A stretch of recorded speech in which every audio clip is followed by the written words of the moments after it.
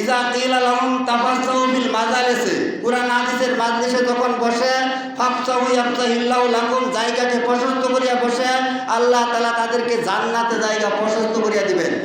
আরেকদিন জুমার খুতবা দেওয়ার পরে দেখছি গেটের ভিতরে অনেক মুসল্লি দাঁড়ায় রয়েছে, আর আপনাদের মাঝখানে ফাঁকা ফাঁকা রয়েছে।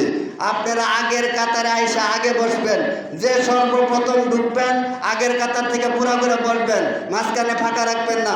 কোনো মজলিসেই মাঝখানে ফাঁকা রাখা যায় না। যে মজলিসের মাঝখানে ফাঁকা রাখলো সে শয়তানের সাথে খাতির করলো, শয়তানকে সে দেখা দিল। রাসূল বললেন দুজনের মাঝখানে শয়তান ওয়াসওয়াসা দেয়। আর আপনাদের গেটে মানুষ দাঁড়ায় রয়েছে আর আপনারা ফাঁকা ফাঁকা করে বসছেন। আপনাদেরকে এই বুঝ নাই যে আমরা কেন মাঝখানে ফাঁকা রাখলাম? সামনের জায়গা পুরা করেন, ফাঁকা জায়গা বন্ধ করেন। জায়গাতে আপনাদের এই কথাটা আরেক শুক্রবারও বলছি, আপনারা আজকেও সেইভাবেই বসলেন। আসলে আমার মনে হয় আপনারা কথা হয় বুঝেন না, না হয় কথা মানবেন না, দুইটাতে একটা।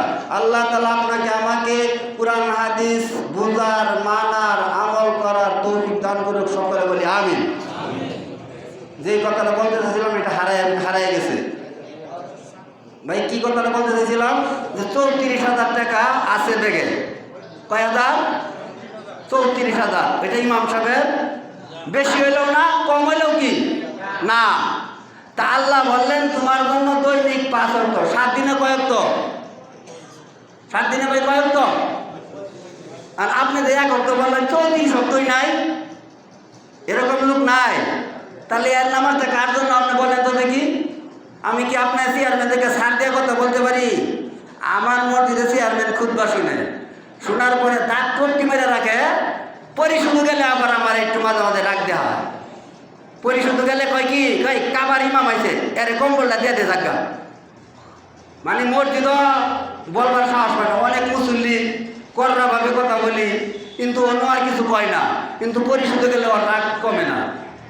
আবার এমন সময় দেখা গেছে ওই ইমাম সাহেব আবার চেয়ারম্যানে ডাকেন, বেটা তোমারটা নিয়ে যাও, তুমি নামাজ পড়াবা, নিয়ে যাও, মাঝে মাঝে বাড়ি রাখবা। কিন্তু আসলে ভাই আপনাদের বুঝে আসতেছে না। আপনারা আগের কাতার ফাঁকা রাখবেন না, পুরা করে বসবেন।